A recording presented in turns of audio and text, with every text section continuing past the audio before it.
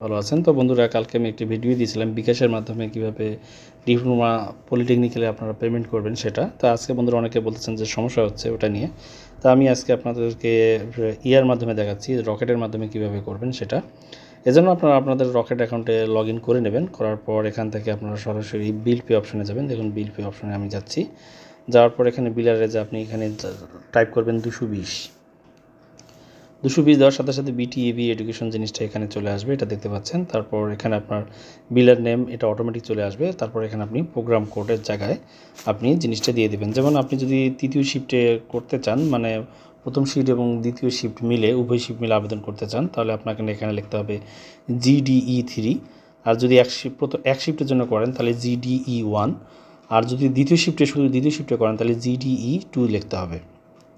যাই হোক, আমরা একটা শিফট আমরা এখানে লিখতেছি সাপোজ, এবং সবগুলো কিন্তু আপনার বড় হাতের হবে এবং কোনো স্পেস হবে না। যেমন এখানে লিখতেছি আমরা, দেখুন GDE, এবং সাপোজ আমরা এখানে 1 দিলাম। ঠিক আছে, 1 দেওয়ার পর আপনার শিক্ষার্থী যে সালে আপনার পাস করেছে সেই সালটা আপনার এখানে কিন্তু তখন লিখে দিতে হবে। যেমন এটা 2022-এ পাস করেছে লিখলাম।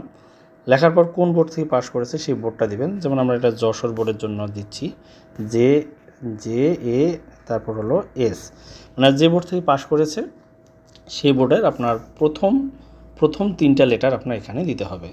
তারপর আপনি এখানে রোল নাম্বারটা দিবেন। যেমন আমরা একটা রোল নাম্বার দিচ্ছি, এরকম আমরা একটা রোল নাম্বার দিলাম।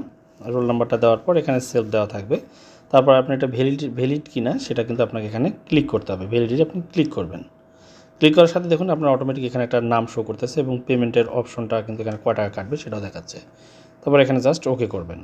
ওকে করার সাথে সাথে দেখুন বন্ধুরা, আপনার সব কিছুই এখানে চলে আসবে এবং আপনি যে নাম্বার থেকে এটা পেমেন্ট করতেছেন সেই নাম্বারটা এখানে শো করবে। তারপর আপনি এখানে দেখতে পাচ্ছেন, এখানে আমি একটু দেখাই, এখানে আপনি এটা সেভ করে নেবেন বিলটা, এবং এখানে আপনার যে যে পিন নাম্বারটা আছে পিন নাম্বারটা দেওয়ার পর এখানে আপনি সুন্দর করে জাস্ট এই জায়গাটা আপনি ট্যাপ করে ধরবেন। ট্যাপ করে দেওয়ার সাথে সাথেই কিন্তু পেমেন্টটা এখান থেকে হয়ে যাবে।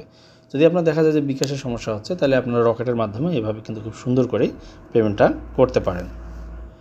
পাওয়ার পর আপনার এখানে আপনি সব কিছু পেমেন্টের হিস্ট্রি পাবেন। সেখান থাকার মাধ্যমে আপনি পরবর্তীতে আমরা ডিসক্রিপশন বক্সে যে লিঙ্কটা দেওয়া আছে সেটার মাধ্যমে আপনারা ডিপ্লোমা ইন ইঞ্জিনিয়ারিং আবেদনটা করতে পারেন।